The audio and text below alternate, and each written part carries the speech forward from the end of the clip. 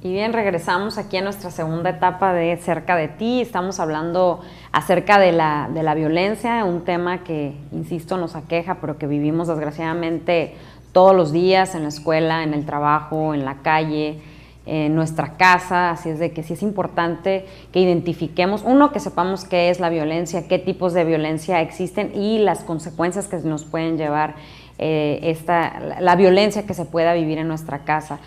Hablábamos, Alberto, que la violencia se aprende en casa. Entonces me gustaría saber cómo se aprende la violencia. ¿Cómo se aprende la violencia?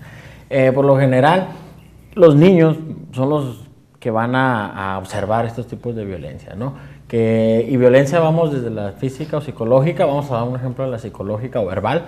O sea, un padre que llega y que se molesta, en que empieza a azotar puertas, que empieza a romper objetos, que insulta a la mamá, luego insulta a los hijos, pues es como el niño va aprendiendo estos modelos de conducta, ¿no? En vez de la comunicación que se le está enseñando al niño es esta, ¿no? A ser agresivo, a faltar al respeto y a hablar con groserías.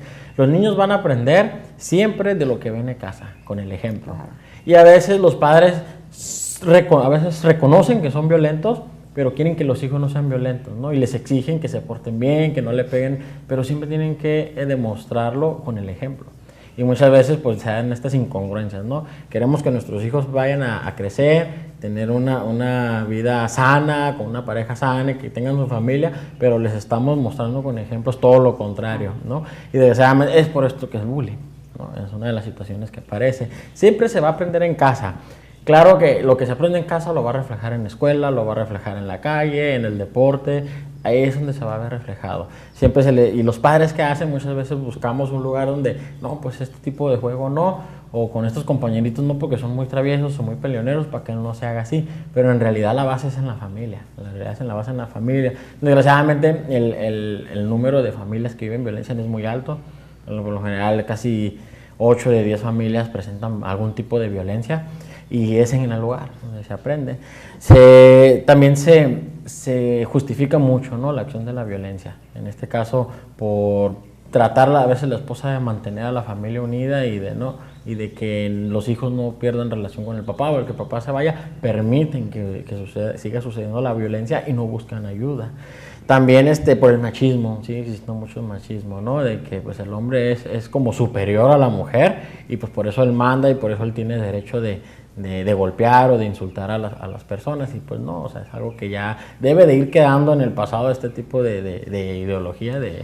Oye, Alberto, perdón que te interrumpa nuevamente, pero sí me gustaría comentar en esta parte, ¿no? De repente hablamos de la violencia que tienen los hombres hacia las mujeres, que desgraciadamente culturalmente es lo que hemos vivido durante mucho tiempo. Sin embargo, es importante reconocer que también ahora los hombres son violentados, ¿no? Pero precisamente por aspectos culturales a los hombres les cuesta trabajo aceptar que son violentados, sobre todo violentados de manera psicológica. No sirves, eres un flojo, eres un irresponsable, no sé, infinidad de adjetivos calificativos que lo hacen o que lo hacen sentir o provocan sumisión por parte del varón, pero que él no se atreve a aceptar que está siendo violentado. Y en algunos casos hay varones que son violentados físicamente, ¿no? Sí, por ahí alguna compañera que platicaba, trabajaba en DIF, y dice, bueno, de repente sí nos llegan hombres que son violentados y ves a la esposa así pequeñita, chiquitita, y al señor pues alto, corpulento y demás, pero sí sufre agresión física. Entonces sí es importante también hacer esta connotación de que también la violencia la sufren los hombres. Digo, ese es otro tema, podemos hablar después de ese tema, el nuevo modelo de los hombres. De la violencia. Sin embargo, casillándolo en el concepto de violencia, sí es cierto que los hombres también sufren violencia. Sí, el número pues es al revés, ¿no? Claro. Casi siempre es más el hombre, la persona que es el agresor, en este caso, ¿no?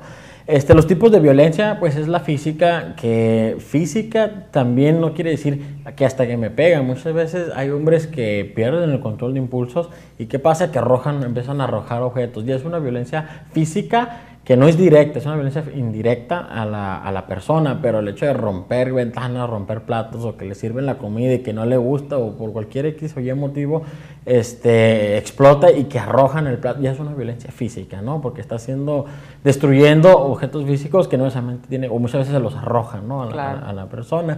Y aquí hablamos, son dos puntos que se van a interlazar, ¿no? Que es la violencia familiar y la violencia de pareja, ¿no? Pero cuando hay hijos, a final de cuentas los hijos presencian todo esto, ¿no? Y se vuelve violencia y ellos también van a pagar los daños, aún así a nivel emocional, por la violencia que hay. Porque hay papás, no, pues yo nomás le pego a ella, pero no le pego a mis hijos. Pero a final de cuentas los hijos sufren al ver ese tipo de acciones en el hogar, ¿no? Y aprenden a hacerlo también, que es algo que lo que queremos es que se vaya previniendo en este tipo de casos.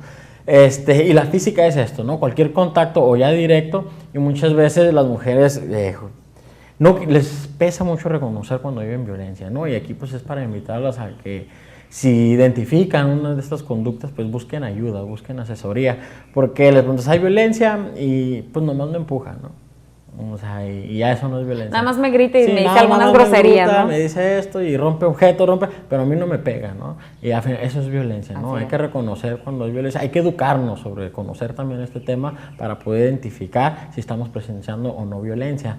O que solo empujones, o que solo me jale el brazo, o sea, al final de cuentas es un sometimiento que no debe estar presente, ¿no? Y cuando está es violencia, la emocional, que es algo de lo que más también nos importa, por lo general si se presenta la violencia física, va de la mano que hay violencia emocional, ¿no? Violencia psicológica, verbal, insultos, groserías, los chantajes también es un tipo de violencia, ¿no?